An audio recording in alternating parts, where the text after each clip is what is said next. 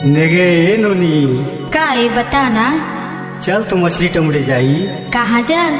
3 भीड़ का बनवा रही गरारे झौड़ झसा तेकर मछली ल टमड़े ले अड़बड़ सवाधी नोनी। सही माँ? सही माँ। तो चल ना चली।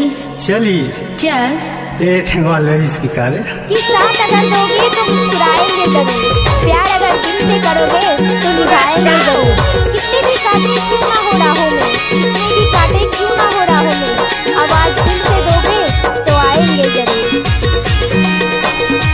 किसी ने मुझसे कहा कि तुम्हें साल में 100 दोस्त बनाने हैं, तो 1 साल बाद उसने मुझसे कहा कि कितने दोस्त बनाए, तो मैंने भी कह दिया साल में 100 दोस्त नहीं, 100 साल के लिए एक दोस्त बनाए जो इस वक्त मेरी वीडियो देख रहा है। गरारे झौड़ झसा छुआ थे बुलबुले निकल जाते।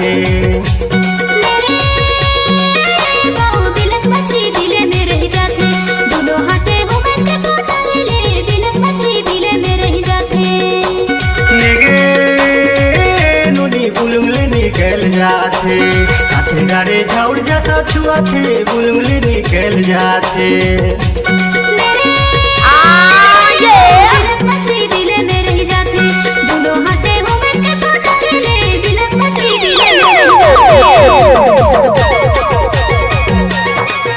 DJ Dylan Sonwani।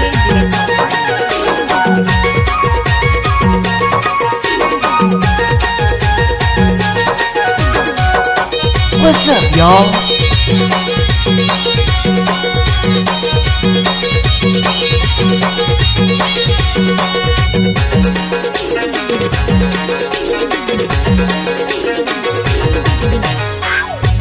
भाई दे दुनो हाथे धरे जी नहीं मोला समर खाते हाथे डरे झौड़ झसा छुआ थे बुलबुले निकल जाते।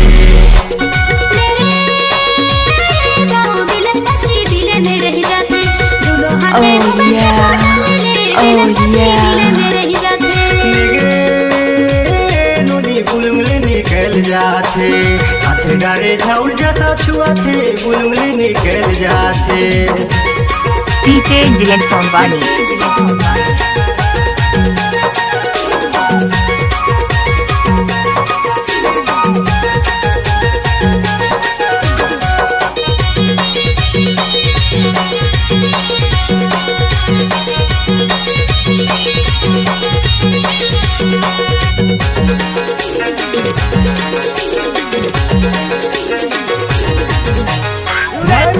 मछली हमारा में समाते अबर मुला मजा आते झौड़ जैसा छुआ थे बुलबुले निकल जाते।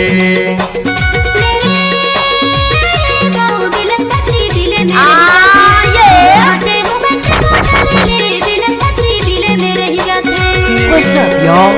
What's that cool? बुलबुले निकल जाते हाथे डारे झौड़ जैसा छुआ थे बुलबुले निकल जाते। नोनी बुलबुले निकल जाते हाथे डारे झौड़ जैसा छुआ थे बुलबुले निकल जाते। हाथे डारे झौड़ जैसा छुआ थे बुलबुले निकल जाते। हाथे डारे झौड़ जैसा छुआ थे बुलबुले निकल जाते। DJ Dylan Sonwani।